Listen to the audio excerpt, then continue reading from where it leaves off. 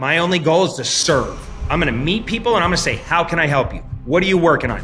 I'm going to allow you to leverage me with nothing expected in return.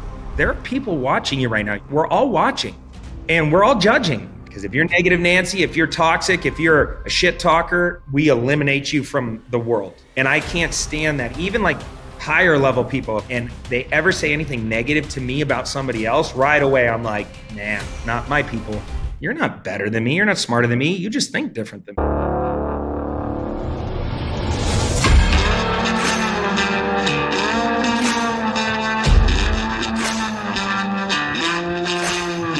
Thank you so much for coming on, Mr. Cody Sperber. Hey, thanks for having me, man. I'm excited to be here. We're excited as hell to have you. If you don't know the name Cody Sperber, he's also known as the clever investor. If you remember years ago, he would be with glasses outside of a bank with a check in a lot of his videos. What happened to that guy? I don't know. That guy, was it LASIK? Yeah, I did have LASIK. Yeah. How long I got ago? muscles and LASIK. That's awesome, man. Well, thank you again for coming on. Traditionally, we like to do something called the lightning round, where I hit you with like some random questions just to get to know you better. But for you, I want to do something a little different. So we're going to do something called word association. So I'm going to ask you, or I'm going to say a word, and I want you to tell me the first thing that comes to your mind. All right? Ooh, all right. All right. So the first one is wholesaling. Riskless. Riskless. Real estate agents. You could be honest. One word? One word? Well, just the first thing that comes to your mind. It doesn't even be one word. Okay, yeah. Former bottle service girls. I like it. Fix and flips. Bigger paydays. Bigger paydays. Contractors. Hard to find good ones. Hard to find good ones. Two more. Burr. Doesn't work right now. Okay. And freedom. Control.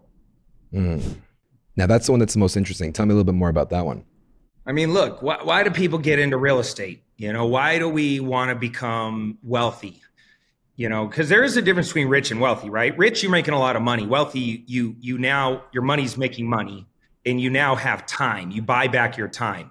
And like, for me, if I always ask like somebody on social media, you look at them, they got the cars and the house and they look so successful.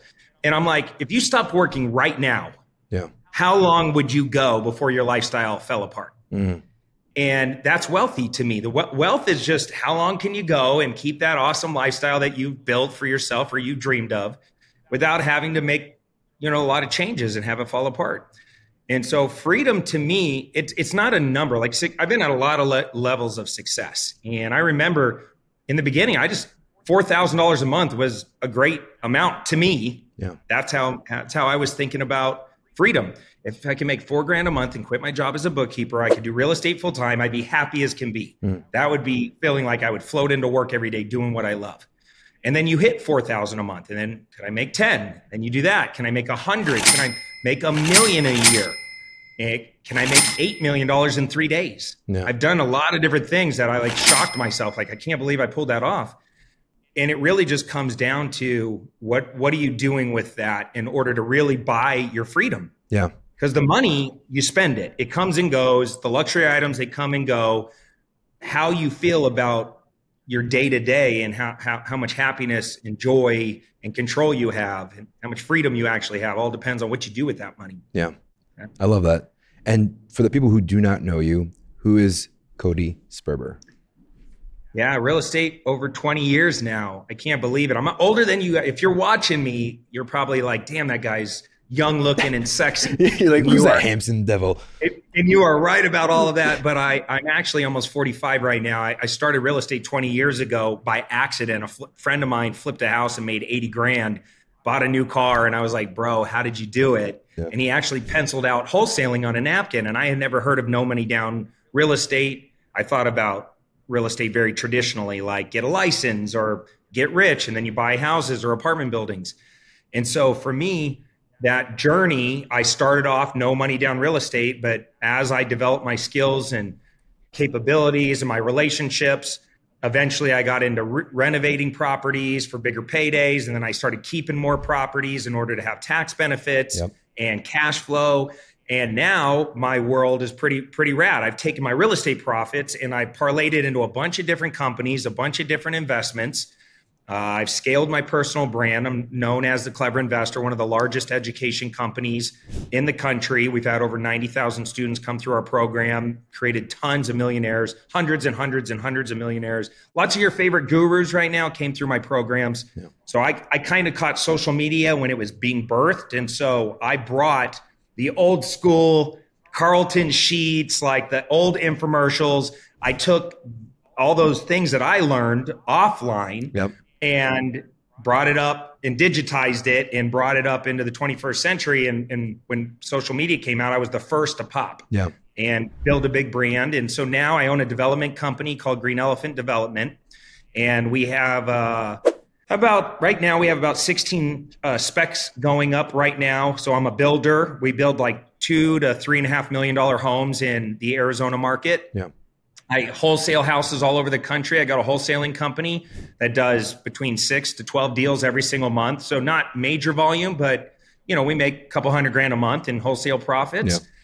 And own lots of apartment buildings, over 600 apartment doors. I'm actually in the process of buying another apartment building right now, a 432 unit, Class B institutional grade one for over 130 million. So like we've moved up the food chain into some bigger deals. I just bought my first parcel of land. We're kind of transitioning out of single family development and into commercial development. And I just bought my first parcel of land for $4 million, and I'm going to build a hotel, a McDonald's, and a Starbucks on it. So, sweet. Always pushing and challenging myself to try to like keep growing and keep evolving in the real estate game. The ultimate goal is to own all these. I'm going to be doing land leases on a lot of this stuff because at the end of the day, I want to wake up one day and have so much cash flow. Like last year, I didn't pay taxes, right? I make a lot of money in all my I own OSnap, which is a supplement company, a network marketing company. I own title companies. I own software companies, data companies. I've taken my real estate money, bought all kinds of cool stuff. And I don't want to sound braggadocious. I'm able to do this because I have great partners. I'm like the money guy or the idea guy, or I bring everybody together, but I could not do any of that without great partners. Yeah. And so the real estate funded it all. And my ultimate goal is to wake up one day and go, oh my God, I don't ever have to work another day in my life. I can live this crazy lifestyle. My assets are generational. Nobody can take those from me. I know my kids will be doing great. Yep. And I don't want to pay taxes. I don't like taxes. I think the government wastes our money, and I'd rather take all of my wealth that I generate and direct it towards the projects and the things that I think can really move the needle, like going upstream, helping underprivileged kids, or in my case, my development company is called Green Elephant Development. Yeah. And a portion of every house that we build, those profits goes towards elephant conservation. So I built charity into my businesses as like a for-purpose business, right? I'm not just trying to make money and make a profit. I'm actually trying to make a change in the world. So that's the ultimate goal. And I'm a father to 2 amazing kids. That's my biggest challenge in life, is to be a great dad. Yep. And I'm lucky, man. I float into work every single day. Almost all of my partners are my best friends. So it's been a real blessing to look around your world and go, wow, I get to do epic things with my favorite human beings. Yeah, that's true freedom at that point. Yeah. And you define freedom as control. And in essence, by you being able to create a vehicle that can almost, you don't have to spend it to Uncle Sam where you don't know where it's going to go. You can control where it goes, and you can make an impact that's actually going to be tangible, and it's going to be lasting in that essence too. One of the things that's super, super interesting about you, and so we're realtors, right? We started off sales, everything from there, and you become addicted to the way that you're earning money. And as a real estate agent, when you start making a lot of money, you're spending a lot of money and you're paying a lot of taxes. And then you don't think about wealth. You think about rich, like you were talking about, right? So what you built is super impressive because you can multiply it significantly faster.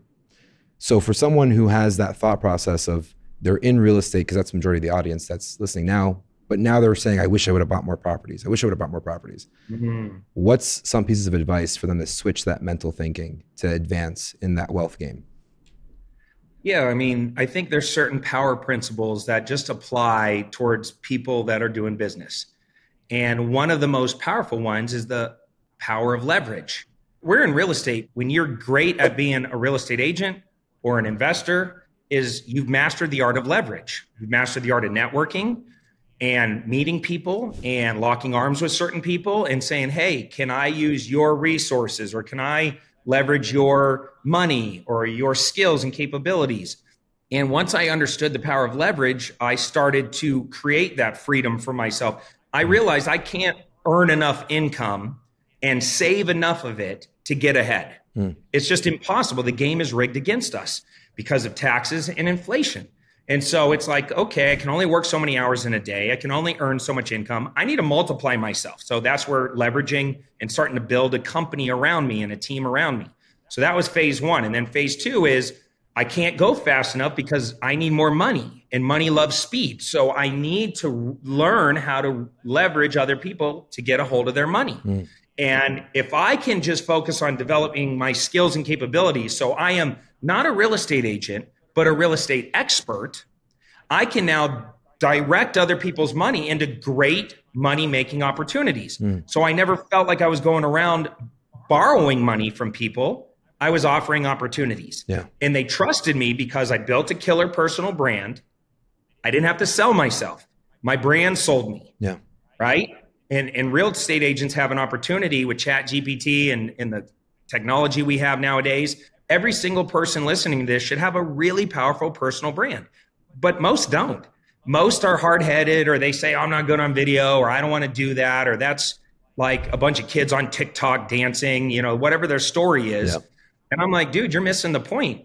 You don't have to dance on TikTok in order to build a brand. Like, you really should be putting out content of your day-to-day activities and being the loudest, most enthusiastic megaphone in your world about you, your expertise, your business, the opportunities other people have if they do stuff with you, the what's in it for them if they do it with you. And so I built my team.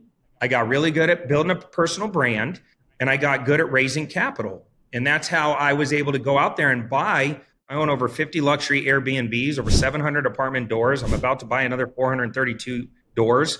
I'm now doing the commercial stuff. I couldn't do that with my own money. Right? Plus, on the other end of that, when you own real estate, you don't pay taxes. You can offset your earned income because people in real estate, agents and investors, they're considered dealers, right? So in the eyes of taxes, you qualify to offset your earned income by your investment income or losses. And so you want to elevate up. I'm not an agent, I'm an expert. That means I don't just have one tool. I can handle all things in this real estate sphere. I can do creative finance. I can do wholesaling. I can do Airbnb. I understand basic property management. I understand how to structure, notes and deeds of trust and how to raise capital. It took me realistically about 5-6 years before I really had the confidence to be more of an expert than just a type. Right? I was just a wholesaler for a while, or I was just an agent for a while. And it takes time. But on the other end of that, the sky's the limit. I haven't paid taxes in years because of my real estate holdings. So now if I go earn, $10 million over here, but I buy $50 million worth of real estate over here, it offsets. Why would you ever be in this industry, in this vehicle, and not actually benefit from it? What are you going to do? You're just going to sell houses to other people and earn a little commission? It's long-term satisfaction versus short-term satisfaction, right? One thing that came to my mind, and I'm just curious. So if we're totaling it up, it's going to be close to right around almost 1,200 doors. If you had the option between, your social platform and the amount of influence that you have and the amount of doors that you own, which one, if you had to give away one of them, which one would you give away? Dude, I would burn social to the ground in faster than you can finish the sentence. I don't care about. I actually hate social media. I think social media is a waste of time. I use social media. I leverage social media, right, to build awareness for all my businesses and my brands. My company, Clever Investor, since 2010 when it launched, we're now 12, 13 years old, has done over $100 million in online sales. Wow. People need to know who you are. You should be the most intentional, authentic, enthusiastic person in your world. And there's a bunch of boring ass adults that are scared to put themselves out there. And the way I visualize it is like everybody's like a sea of people, right? Yeah. And all of a sudden somebody elevates and they pop up. Alex Hormozy, a Grant Cardone, a Cody Sperber, a Tony Robbins, a Dean Grossi, like all these people, they pop and everybody pivots at them. And in the beginning, they're like, oh, that person's weird. Who's that person think he is talking big game like that? Yeah. But over time that normalizes. And all of a sudden the people that were talking the most trash normally are the ones also continuing to watch. Right. Yeah. And before you know it, they become customers or start supporting. And those are always the ones that are like, I always believed in you. You're like, Yeah, no, you're right. You were talking the most shit, but it's your obligation to be successful. Yeah. It's not an option. And people roll around like it's an option, like they can just waste their minutes and waste their time. And the thing that people don't understand is there are people watching you right now. Your kids are watching you. Your wife is watching you. Your best friend's watching you. Your people on social media, we're all watching and we're all judging because that's what it is. That's why they have phrases like never judge a book by its cover. It's like, that's what we do. Yeah. Right. And so it's your obligation to be great and to try your hardest and to set a standard and be a leader. And it drives me crazy when I see like very successful people. And since I'm on an agent podcast, imagine you're the most successful agent in town. Mm-hmm. You sell the most houses, your billboards and your bus stops and your flyers are everywhere, right? Everybody knows you. You're the man, you're the woman. But I look at you and you're overweight and you look unhealthy, but you got a gold Rolex on. Are you describing me? I'm just kidding. No, I'm just kidding. Great, dude. I'm just saying, like, would I trade places with that person? Absolutely not. Hell no. My mom just passed away last year. I'm sorry for your loss. I'd give up every dollar I've ever created in my life, plus all future monies to have her back. That's what's really important, right? Yeah. Like your health is your wealth. Your health is your power. And so, 1 in 10 Americans are considered millionaires, but only 1 in 25,000 Americans have a six-pack. Mm. Why is there more people that have money than health? If I'm watching you, the people that I choose to be my mentors in different categories, they're normally the best at like a certain thing. Like I might go to that real estate agent and want to get real estate agent advice on how you scaled your business, but I'm probably not going to get marriage advice. I'm not going to get fatherhood advice. I'm not going to get spiritual advice, and I'm not going to get health advice from you. Yep. Because I can tell that if you don't even believe in yourself enough to take care of your body, then I'm not going to believe in you. You get what I'm saying? Yep. And your kids are probably not going to, they're not going to be inspired by you either. That's my grandpa used to always tell me one thing. He said, never take advice from someone who's one, not practicing it themselves. Two, you would never trade places with them and like to do what they're doing. And it's not someone that you would want to become like, right? Like that you're aiming to strive to be like. So you're 100% right. You're not going to take financial advice from a bum. You're not going to take, health advice from someone who's overweight. Where you're finding your information is so crucial. And that's I guess one of the negatives with social media, because there's what you see and there's what's true. Yeah. And why can't we be one of the few that's ripped, rich, and rare? Yeah. Where we're rich and we have a six-pack and we're proud to take off our shirt. And when we roll into any room, we change the weather. Yeah. The environment doesn't change us. We change the environment. We come in fun, excited, loving life, floating through the room, telling people how to do business with us, getting people excited. No more boring ass adult stuff. Now it's like, hey, there's a puddle. Let's jump in. Yeah. Right. Let's be strange. Let's be wild. Let's be enthusiastic. Yeah. Because those are the people that when I see them, I'm like it either does one of two things. It either reminds me of my shortcomings and I get like that anxiety inside, almost like the beginning stage of like hate, like where like the hate comes from, like the hater shit. Yeah. It's like that comes from like, oh, you're reminding me that I'm not playing full out. I'm not setting a standard. I'm not being healthy. I'm not whatever. But I've trained my brain that as soon as I start feeling that, I instantly say to myself, what's triggering me? Mm. What is it that they're doing that's bringing this up in me? And I slow it down and I get real and raw and authentic with myself. Yeah. Because we can go around and lie to everybody, right? We can lie to our friends and we can pump our numbers up. Oh, I'm killing it in business. Oh, I'm doing the most transaction. Oh, no. But deep down inside, when we look in the mirror, we know the truth. Yep. You can't lie to yourself. Yep. I know I'm not in alignment with my words. I'm not in alignment with my health. I might be killing it on the money side of things, But am I really? Yeah. Am I really doing well? No, because I'm not in alignment with my significant other. Because probably that agent that's hiding all their pain in achievement, that's doing really well in achievement, that's failing on the health and failing spiritually and failing as a dad, whatever that is probably subconsciously really unhappy with themselves. Yeah. You're winning in money, but failing at life. And screw that. Let's be one of the few that like sets a better standard for our people, the people watching. Yeah. Because when that happens, what happens? You have a better life and everything is good. Everybody starts to elevate. Yeah. Right? And those haters that were all like kind of getting anxiety and all that stuff, eventually they're going to pivot and they're going to come back around because you're going to be so consistent that over time, they're going to either come to you for advice, come to you for a job, or come to you for a loan. Yeah. And it's happened with my best friends that all talk smack on social media because I was lighting it up, telling everybody I'm going to be real estate rich and I'm going to do all this stuff. And they were like, oh, it's so gross how much he posts about real estate and how much he posts about money. And they thought it was all, and like, I even have money behind me. Yeah. I love money, by the way. I want all the money. Like, give me all the money because I think I'm better at money than you are. Yep. And I want all the money because I want to go buy all the real estate and I want to help all the kids and I want to save all the elephants and I want to do all the things with all the money and I want other people's money to do it. Yeah. Right? I'm not a money supremacist. I'll take your money and her money and anybody's money. I love it. Right? But what if we did that, man? Yeah. How much better of a standard would we set and feel about at the end of our days looking back when we go, damn, we played full out the whole damn time. Yeah. No, you're absolutely right. I can't help but think of Henry Ford when you're talking. It's so weird. They asked a class of kids to analyze the net worth of Henry Ford, like way back when. I don't even know when.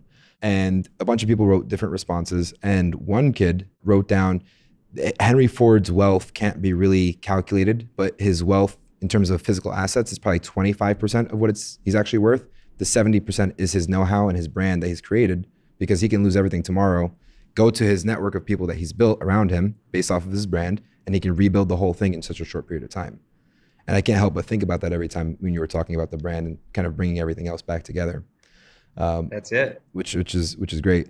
The biggest struggle today too with the audience, like being agents itself, they realize that they're stuck in this trap, right? And they can't really grow out of that if they're not thinking differently or approaching things differently as well. So especially in today's world, people think that they have to have unrealistic standards. So like a BRRRR method, for example. Someone could say, I'm not going to buy any property until I buy the right BRRRR to be able to, recycle the money, because that's something that they heard someone online say or something like that. And they could spend 2 years not buying anything, and then the market could just increase significantly around them, and now they're on that bottom of the pool. What's a way for a new investor, someone who wants to get into this game, what's some things that they need to do now to win?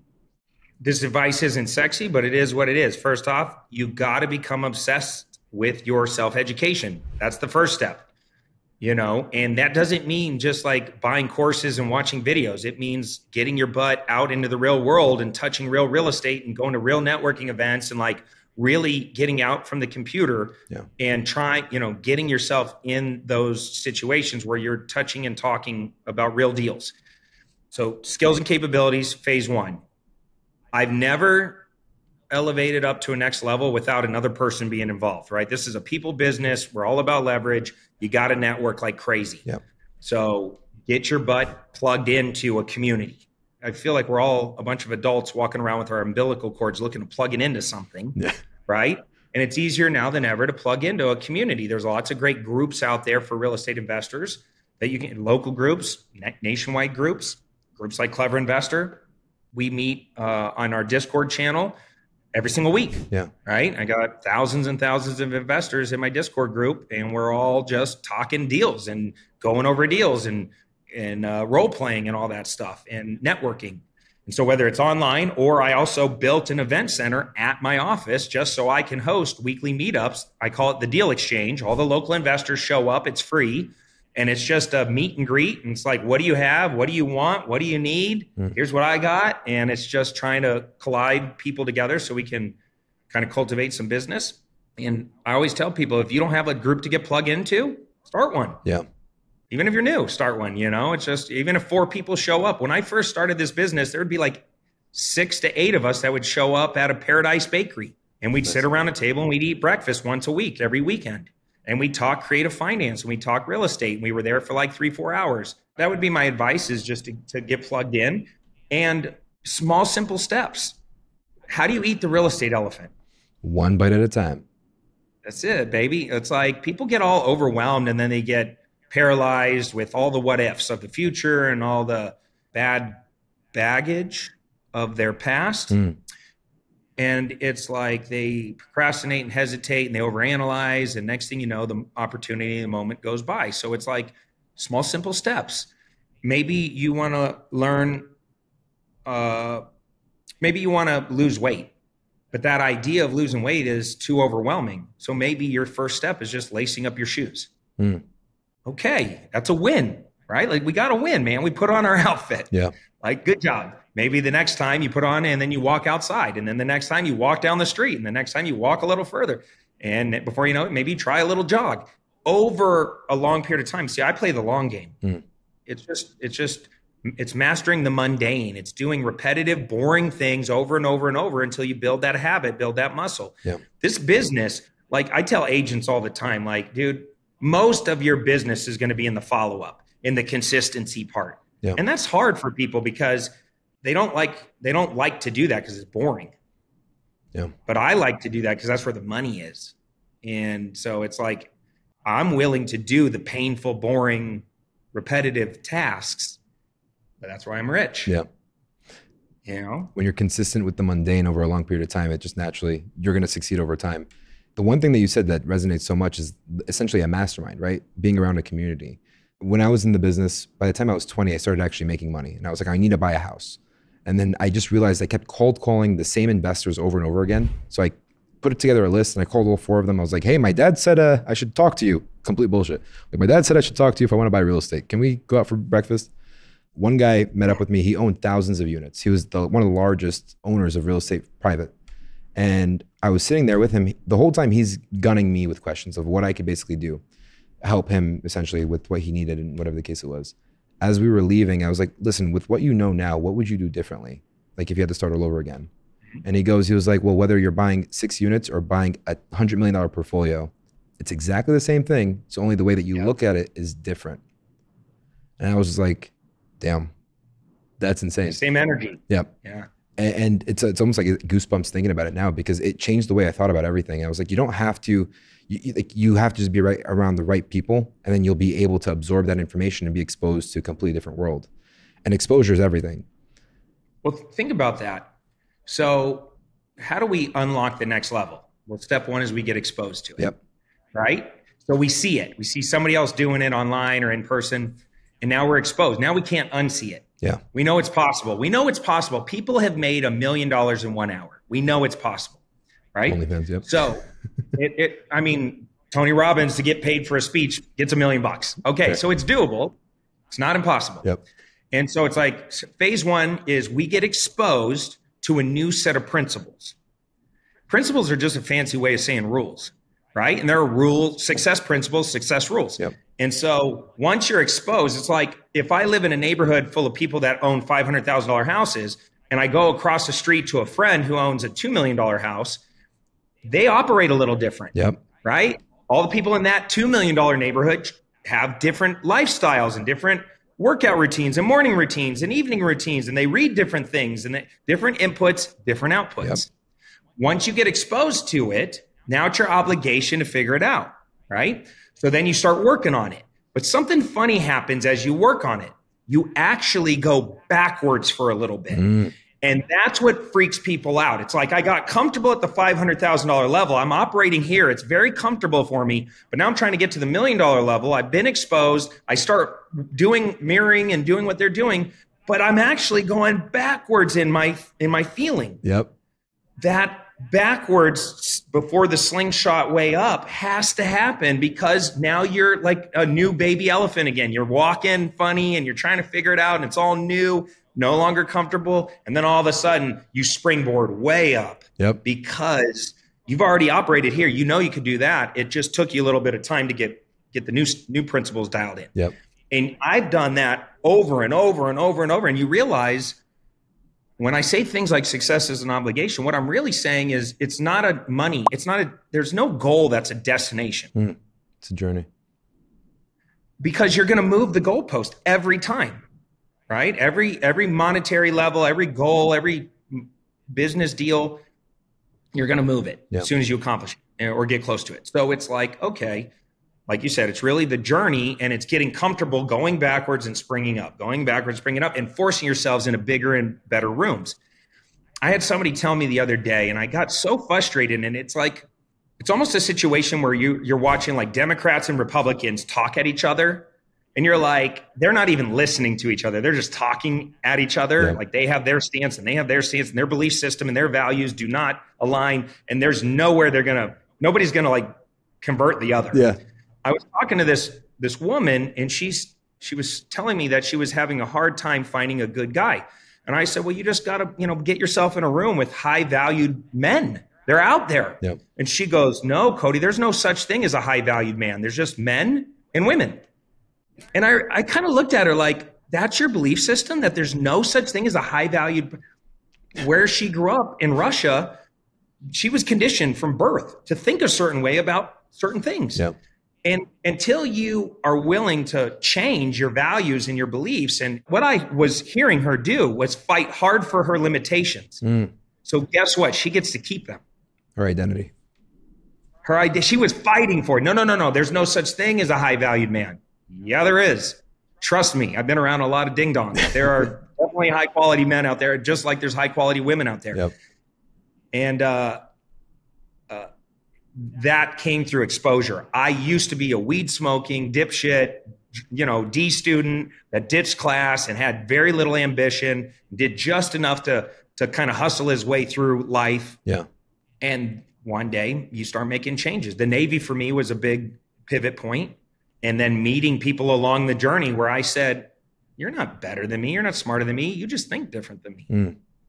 And how do I get some of that? Where did that come from? Did it come from a book? Did it come from a mentorship? Did it come from a group?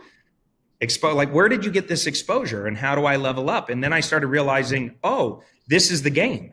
The game is just constantly pushing yourself into that room where you are scared and you do feel uncomfortable and you don't know what to say, and you're kind of the dumbest, brokest person in the room. And that's how you know you're there. You're at the right place because God is pushing you at this moment to level up. Yeah. What was the exposure that you had that changed everything for you? My first mentor was a guy named Lyle. He helped out for me to get some traction. I had tried for a very long time to do a real estate deal, and I could not pull it off. It took me 14 months before I did my first deal. So just kind of process that. Like, are you willing to go 14 months, $30,000 in credit card debt, and everybody making fun of you before you finally get a win? No. Most people quit way before 3 feet from gold, Yeah. And so that was it. And then realizing that these mastermind groups, not being scared to spend money. I used to have a belief system around money where I would hold it, because it was so hard to make that I just wanted to hold it. I was scared. What if I don't get any more of it? And I had to learn over time, because that's how my parents thought. Yeah. But over time, I started realizing this money is worthless. Like, all I use this money for is to go fast. And if I can build this habit where I don't have any emotional attachment to money at all, like when I say I love money, I'm saying that kind of jokingly, right? Like, I really don't love money. Like, it provides no happiness whatsoever for me, whether I have 100,000 in my bank or 2 million. I don't feel any different that day. Yeah. Right. Now, when I have no money, I feel real different, right? Then I feel anxiety and stress and fear and panic and all that. I'm just saying, once you get the basics covered and you have everything you want, like, there is a point in time where you have 2 million or 20 million, I don't really feel a ton different because I still do whatever the hell I want. Yeah. What I am saying, though, is I don't think of money like most people. I use money as a tool to go fast. So that means I'm going to buy relationships. I'm going to buy my way into the good old boys club. I'm going to pay for anything that I need in order to go fast. So if I need to hire consultants, every year I spend hundreds and hundreds of thousands of dollars on mentors, consultants, live events, and masterminds. Yeah. Because I've realized I know me and I love to leverage. So if I get in a room with you and I feel like there's some synergy there, I don't maybe know exactly what that is. And a lot of times Once I enter that room, like let's say I pay $30,000 to join a mastermind group and we meet 3 times a year. And when I show up, the first time I'm kind of the new kid, my only goal is to serve, right? I paid 30 grand, but I'm going to show up and I'm just going to serve. I'm going to meet people and I'm going to say, how can I help you? What are you working on? Who can I connect you with? Yeah. In my world, I'm going to allow you to leverage me with nothing expected in return. And I'm going to infiltrate that group to the point where everybody in that group goes, I don't know why, but I really like Sperber. Yeah. Right? Yeah. Like that guy's fun. He's enthusiastic. He's helpful. He's a servant. He's got great energy. He makes my whole, like everything lifts when he's around. Yeah. And I know that by just operating like a leader and operating like that whenever I need anything, or if they ever, let's say I did that with you and all of a sudden you want to start a new business or you have an idea, I might get a call from you one day. They're saying, hey bro, I'm thinking about doing this new thing on social media. You want to jump in on this challenge with me? I think we can make some good money. It's like, hell yeah, let's go. Yeah. I didn't have to pitch you on that. I didn't have to ask you for that. It just naturally happened. Yeah. No, I love that. You know the book Think and Grow Rich? Of course. So who's the author? Because I'm blanking out on his name. Napoleon Hill. Napoleon Hill also wrote a book called Success Ladder, or one of his principles was serve, essentially keep serving, and eventually it'll be reciprocated. And if it doesn't get reciprocated, serve like crazy so they feel like shit so that they have to, right? And that's so true. One thing real fast before you get to that question, one of the other power principles is the power of reciprocity. Yeah. And that's where serving comes in, because if I invite you to my birthday party, now you feel obligated to invite me to yours. Yep. I love that. One thing that's consistent I'm seeing here is everybody goes through a journey in life where they notice what their priorities are. And it's almost like from what we saw on social media in the past, like even how you said you dressed yourself, oh yeah, I had glasses, I was less fit. It's almost like you went through this development process, right? And it's almost like the alignment for you became more of a focus than anything else. Even when you're referencing money, you're referencing it back in a way where you're saying it's a tool for the alignment purposes. What happened for you to get to that point? Yeah, that's a great question. First off, I think it's important for anybody on social media, especially if you're putting yourself out there, people should see your growth. People, like if you're just one way on social and it's all business and you're always perfect and you're always got your shit together, that's not real, man. That's not how I am. I mean, I'm fucking duct taped together half the time. You know, I might be playing the game at a high level, but every new level has a new devil. Like there are challenges no matter what in business and in life. And it's really hard to be an entrepreneur, to balance family and business and companies. And I'm constantly in the pressure cooker. So I have to work really hard to balance it all, or at least be present when I'm doing certain things. And so for me, I had been at all these different levels, right? And I started winning on the money side of things, but I was failing in the spiritual side of things. I was failing as a dad. I was failing in my relationship with Shannon, my wife. I was failing health-wise. I just wasn't playing full out, and I definitely wasn't winning. Yeah. Then, life kind of checks you sometimes. And up until the beginning of last year, I had kind of cruised through life pretty lucky. Like I hadn't had anybody really close to me pass away. And I've always done well financially ever since I got into real estate. But last year I ran the hell over, and my mom died from cancer in my arms, which was really rough. Anybody who's ever lost anybody to cancer, she had leukemia, bone and blood cancer. And over time, she degraded, and it was really hard the last 4, 5, 6 months. And my dad was a mess, and I was a mess. And, when the last 48 hours, when somebody passes away literally in your arms as you're reading Bible passages to them, and you're losing your mind, and your dad's losing his mind, and it's just the worst, saddest situation you can be in, you kind of hit rock bottom. At the same time that was going on, I'm going through a divorce.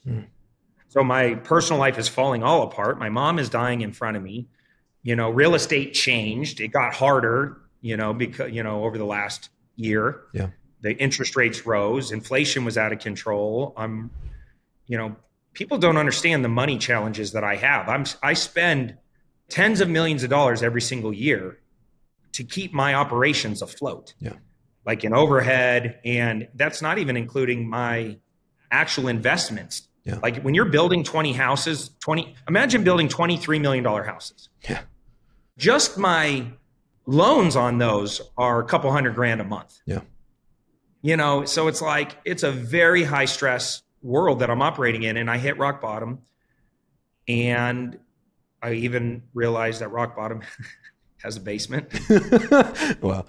You keep fighting because we're fighters, right? And so I kept fighting and I refused to surrender. Yeah. And finally it gets so bad that you just finally surrender. And that's what I did. And when I surrendered, I said to myself, you know what? I don't want to feel like this anymore. I don't want to be out of alignment with my words and my actions and the way I think and the way I'm operating. I'm not setting a good standard for my kids. All the things we talked about on this podcast. Yeah. And so I said, you know what? I need help. And I went to this really great facility in Scottsdale, Arizona called Psychological Counseling Services. And I went for an entire week and I went deep, man. And I had open heart surgery on my inner child. And I went and I dealt with all the subconscious bullshit that we carry around that we don't even realize affects us. You know, if you think about you driving down the freeway and somebody cuts you off. Yeah. And all of a sudden you lose your mind, right? Like you're just instant road rage.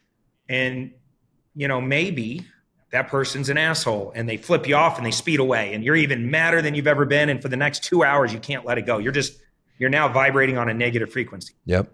Ruins your next 2 meetings. Or you get into instant rage and they pull up next to you and it's a mom and their child and they're waving going, I'm so sorry. Oh my God, I didn't see you. I'm so sorry. And you calm down. You're like, okay, why did that trigger you so bad? What subconsciously is that programming that you just explode at the smallest of things? Instead of stay calm, stay in control, let them pass. Maybe they're in a hurry. Maybe for all you know, their husband is at the hospital and they got to get there real fast. You get the logic that I'm trying to explain? Yep. Why do we react the way we react? Well, it all comes from subconscious programming. And a lot of that pain, as entrepreneurs, we become great at compartmentalizing and bearing. And as men specifically, we're taught to be tough and to not show a lot of emotions and, you know, this toxic masculinity bullshit that's out there. It holds good men back. And I used to be all the woo-woo stuff. If you talk to me about breath work or, you know, anything, I'd be like, I don't do therapy. I don't do breath work. I don't do any of that. So stupid. Because once I finally hit rock bottom and I went and I got real help, I did EMDR, I did horse therapy, I did acting therapy, I did one-on-one, I did group, I did all the therapies. Nice. Coming through that really, and I shut all businesses down, all social down, all emails down. I didn't talk to anybody for an entire 7 days. I went deep. I finally cried for the first time in like 10 years. And on the other end of that, I started reconnecting with who I am as a man, as a person. And I started realizing like I can get back in alignment. Yeah. I could be in alignment with my family, with my words, with my friends, with my business partners, with my emotions, with my purpose. Yeah. And that, when you get in alignment, because alignment equals velocity. When you get in alignment, everything starts to work in your favor again. Yeah.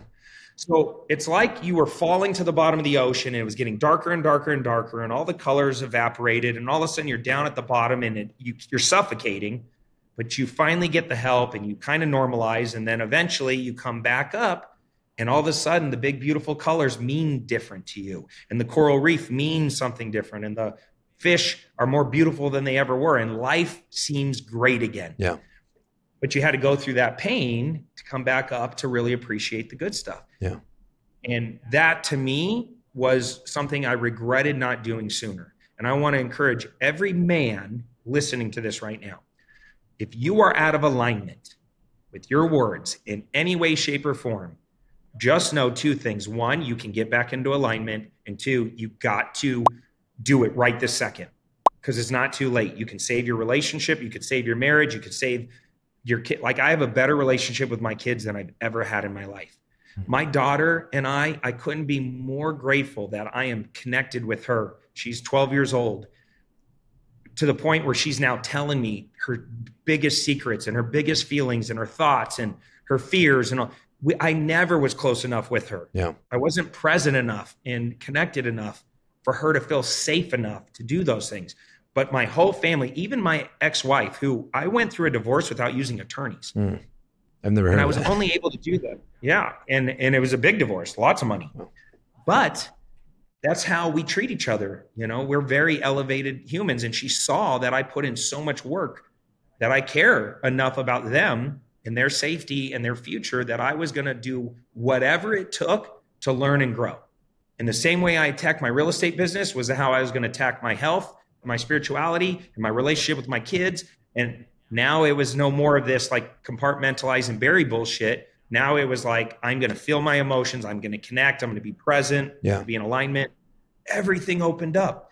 And all of a sudden, when I hear people say, Cody, I don't know what's different about you, but like the way you talk, the way you operate, the things you say, the way you roll through life now, I like it so much more. It's like, yeah, I used to be nerdy Cody that crushed it in real estate, that had his Lamborghini. There was a little bit of ego there and, you know, a lot of marketing, stuff.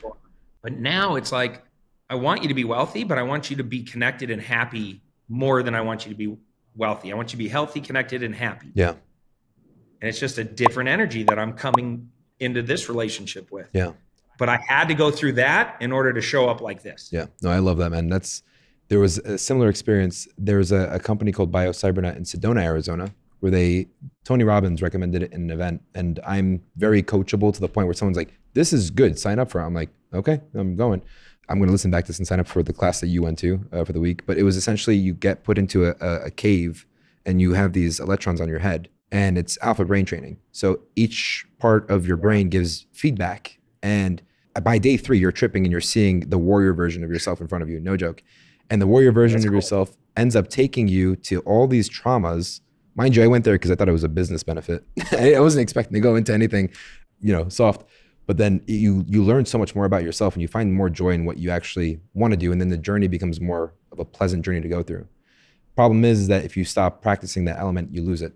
And then when the environment around you changes and you feel like you're scraping at it again, you have to regain it. So it's not like it's fixed permanently. And the reason why I bring that up is the market's changing now. For a lot of people in our industry, they might be in that hole where they're feeling like they're sinking down and they don't know what to do, right? They could be trying different things, but the immediate gratification is not coming in there. How do you keep faith in situations like that? So first off, it is changing and we want it to change, right? We want to filter out all the people that are amateurs, that are hobbyists, that aren't pros. If you're a pro, you're going to actually make more money than you've ever made in your entire life on the other end of this, because whenever there's, major shifts like this, that's where the opportunities are created. Yeah. And you have to have this goes back to what I recommend. You got to have the skills and capabilities. If your only tool in your agent toolbox is listing a house or finding them a house, then 95% of everybody you talk to they can't use you. Yeah. But if you can make a cash offer, if you could do a creative terms offer, if you can help them renovate their property, if you can list their property, if you can bring them, other people to the table to help them out, like you can weasel your way into all kinds of other deals and deal flow. Yeah. Also, like I said, if you're not doing great on the agent commission side of things, you better be sharpening your skills on the investor side of things, because you should be able to make money in this business. You're on the front lines. Yeah. Why do you have to just think like, oh, I got to earn a commission? I don't earn commissions. I don't want 3%. I want 30%. Yeah. Right. But that's just a different mindset, because I look at it like, okay, if they need to list their property, I'm going to connect them with my business partner, Bryant, who has his license and he's going to list it. Yeah. If they need a cash offer, we're going to do that. If they need a creative terms offer, we're going to hit them with that. If they want to partner with us on the property, they donate the property and we'll put up all the rehab, renovate it and sell it for a big profit and split it. We'll do that. There's so many ways to make money in this business. I think that, and anybody listening to this, like if you go to cleverinvestor.com, we got lots of great education there. My favorite thing that's working right now, and this has been working for me. I've had a lot of students, they love it. It's cutting edge. Yeah. It's using AI to find deals, right? And so I developed a software that's powered by artificial intelligence that has the ability to lead score every homeowner in the United States. So I started watching the hedge funds, and I'm like, how do they get to all these deals first? Right? Well, a bunch of agents are bringing them to them, like off the MLS, but they were also going direct to seller. And I was like, how are they doing it? Well, they're doing it using unfair technology, AKA AI. Yeah. And so 2 years ago, I started developing this software, and the concept was simple. Could we mirror what the hedge funds are doing and score every homeowner in the United States with a score, like a credit score, right? The higher the score, the better. The lower the score, the worse it is. And we did it with a retail score, a rental score, and a wholesale score. So anybody that has a high wholesale score, that means that the AI algorithm, using 136 billion data points, is saying that it believes that that particular homeowner has the highest probability and propensity at selling at a discount within the next 90 days. Probability means, would they sell at a discount? Probably. Yeah. Propensity is a time frame, right? So like within 90 days. Yeah. Okay. And it's weird data points, man. There's so much data on all of us. It's crazy that there are databases of whether or not your mother-in-law lives with you. That's insane. Where you travel, what websites you visit, Yeah. right? Have you ever had to click the little thing that says this is cookied? Yeah, all the time now. Yeah. Hey, all that data is going somewhere. And there are pools of data that you can buy. I can buy this data. I just need to know how to translate it. And when you have a machine learning algorithm that's learning upon itself, being able to analyze all these billions of data points, it can kind of score things. And then over time, it gets dialed in and better and better and better. Yeah. And so in the beginning, we scored everybody. This was 2 years ago. It gave me a 3 times lift on my marketing. Nice. Now it's giving me a 16.3 times lift. So every time I spend money, it's very hyper targeted. If I was an agent and I wanted to find somebody to get a listing, I would go into my deal automator. I would pull all the AI scores based on retail. Because that means the algorithm is saying that this person has the highest probability and propensity of selling for retail in the next 90 days. And I would farm those people and try to get business from them and not waste time with everybody else that the AI algorithm says, nah, they're probably not going to do it. Yeah.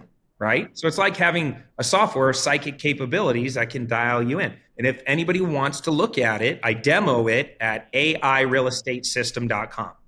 Realestatesystem.com. airealestatesystem.com. And a real estate agent would be stupid to only use it for retail because there's so much more money in other avenues. That's great.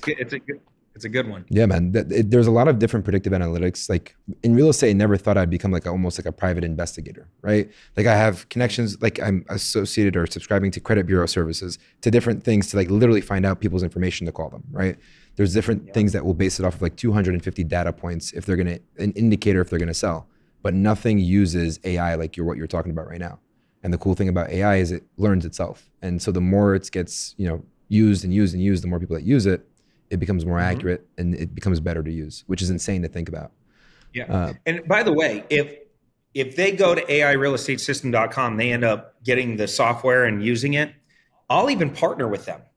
So Cody, why are you releasing this powerful technology to your competitors? Simple. I want to scale. I want to get an army of people all over the United States using my software to help find deals and bring them to me. I will buy them. I will put up the money. I will partner with them. I will flip the houses. I will do 90% of the heavy lifting. You just be like my deal finding helper, right? And I love working with agents because they know how to comp. And they can actually tell me, Cody, if we get it at this price in this location, we're going to make money. I'll put up the earnest deposit. I'll renovate the house and flip it, or I'll wholesale it to one of my cash buyers. I have over 1 million cash buyers in my database. I just need help finding these deals. And so I'm willing to create this bird dog army and get you paid. I'll pay your commissions. I'll do whatever we got to do to get you paid. But I want to go from, doing 10 deals a month to doing 100 deals a month. I can only do that with leverage. Pace Morby has done an amazing job at doing that. Where now it's like he has a sub 2 community and then he has a bunch of people filtering deals through there. It's insane. It's unbelievable. Yeah. I told him the day I met him, I said, bro, you're going to be the biggest guy in our space in human history. And this was years before he ever had a sub-2 community. Yeah. He goes, you really think so? And I said, I know so, because I've never seen anybody's work ethic better than his. And that says a lot, because I'm a fucking obsessed, crazy person when it comes to work. It's been great to watch him grow that. Yeah. It's incredible what he's done too. And talking about that, what are some elements, because you've seen a lot of people, you've coached a lot of people, mentored a lot of people. What are some common elements that you see from when they first start that are like indicators to you that they're going to succeed in the business?